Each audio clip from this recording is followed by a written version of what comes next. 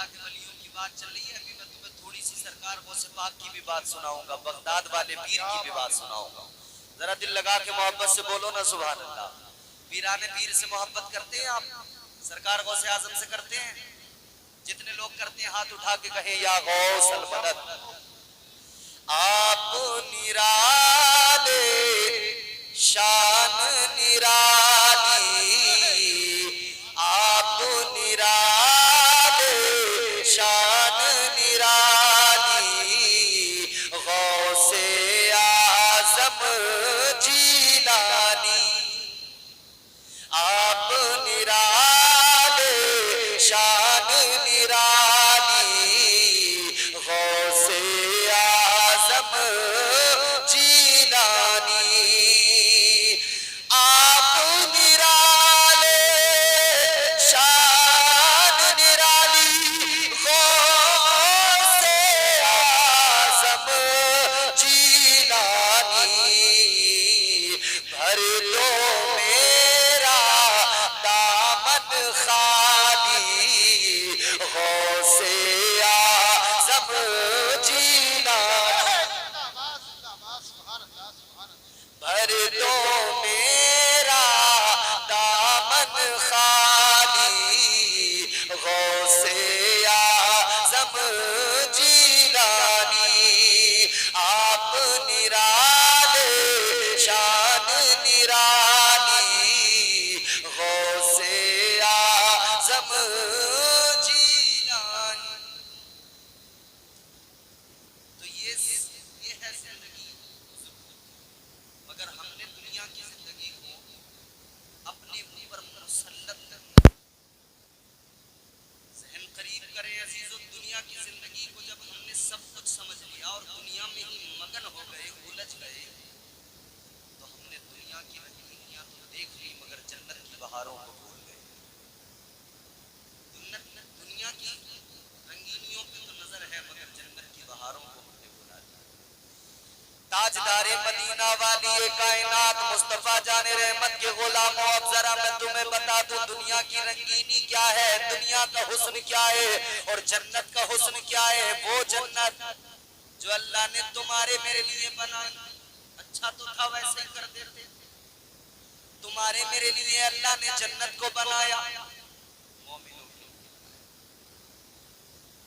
آؤ عزیزو دیکھو جنت کی خوبصورتی کیا ہے. جنت وہ جس کے اندر نہریں بہتی ہیں، دودھ کی، شہد کی، پانی کی.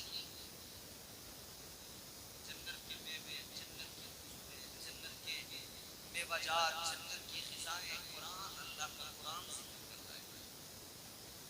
مختلف مقامات پر اللہ تعالیٰ نے جنت کا ذکر کیا، جنت کی حوروں کا ذکر کیا، جنت کی بہاروں کا ذکر کیا، جنت کی رنگینیوں کا ذکر کیا، جنت کے حسن کا ذکر کیا. اور مصطفیٰ جان رحمت نے بھی فرمایا اے میرے امتیوں، اے میرے غلاموں، جب اللہ سے جنت مانگا کرو. پہلے تو آقا نے حکم دیا جنت مانگا کرو، اور پھر یہ بھی فرمایا جب جنت مانگا کرو آقا نے اعلان کیا جنت الفردوس مانگا کرو.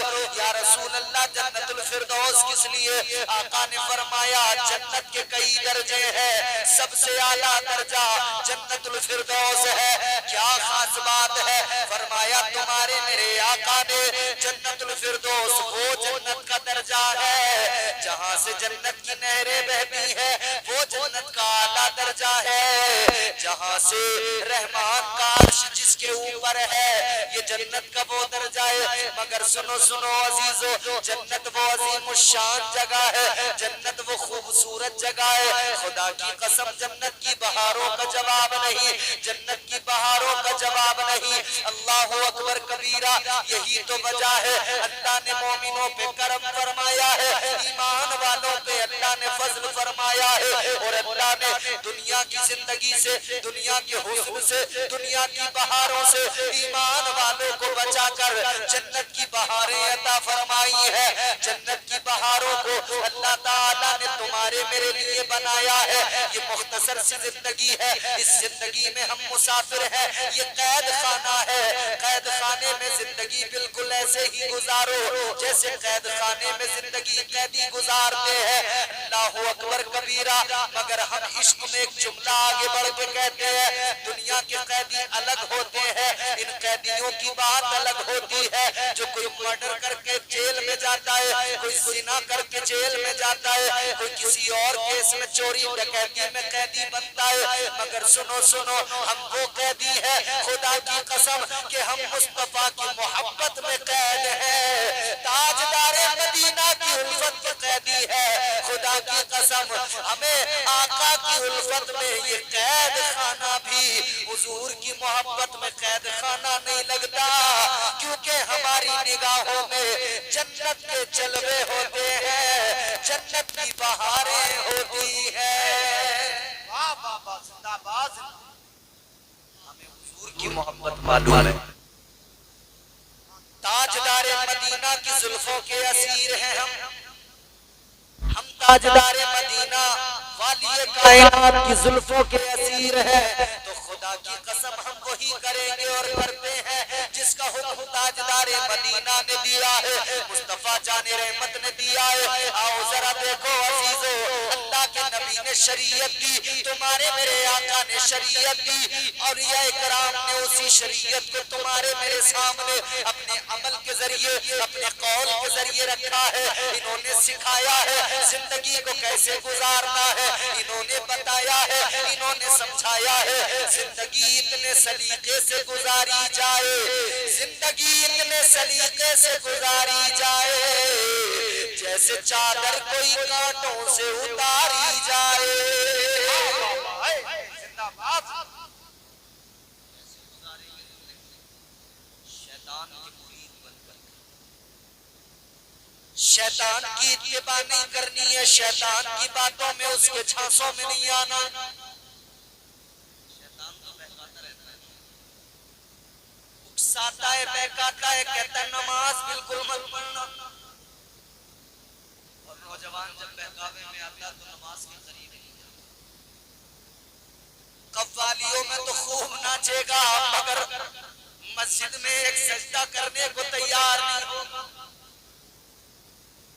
ارے بھائی میں دیکھ رہا ہوں آج کل سوشل میڈیا پر کالے پیلے نیلے نیلے ہرے گلابی کپڑے اور ایسے کالے پیلے نیلے سب چشمے اور پیسے اڑا رہے ہیں، ناچ رہے ہیں، پتہ نہیں لگ رہا کہ یہ کوئی کلب ہے یا کوئی محفل سما۔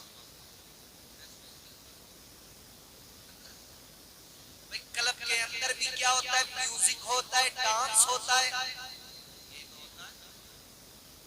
اور انہوں نے محفل سما میں بھی محفل سما کے نام پہ محفل سجا کے اس میں کیا ڈالا، خوب تگڑا والا میوزک ڈالا، ایسا کہ دل ہل جائے، گردے باہر آ اور کھڑے ہو کے بال ہلا ہلا کے ناچنے لگے، پیسے اڑانے لگے۔ یاد رکھو عزیزو، اللہ کے نبی کی شریعت نے آپ کو اور مجھے میوزک پہ ناچنا نہیں سکھایا، بلکہ مصطفیٰ کی شریعت نے رب کی بارگاہ میں سر جھکا کے رونا سکھایا ہے۔ نعرے تکبیر، نعرے رسالت، عظمت سرکار مدینہ، سرکار کی آمد، عرس مقدس۔ مگر نہیں صاحب ہمارا حال مت پوچھو، ناچو گی گلڑ تلے، ناچو گی گلڑ تلے، بج رہی ہے قوالی بجنا تل اور ناچ گیا۔ اللہ نے اچھا بھلا مرد بنایا، یہ کہہ رہا ناچوں گی گلڑ تلے، ناچوں گی گلڑ تلے، گلڑ تلے ناچیں گی، سجدہ ایگلی کرے گی، ناچے گی گلڑ تلے۔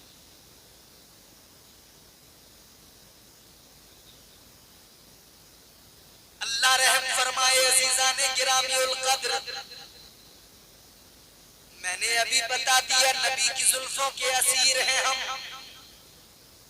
قیدی ہیں مصطفیٰ کی محبت کے، ہم نیم تلے، گولڑ تلے، پیپل تلے ناچنے نہیں آئے، ہم تو مسجد میں مصلی پہ سر جھکا کے اپنے رب کو منانے آئے ہیں۔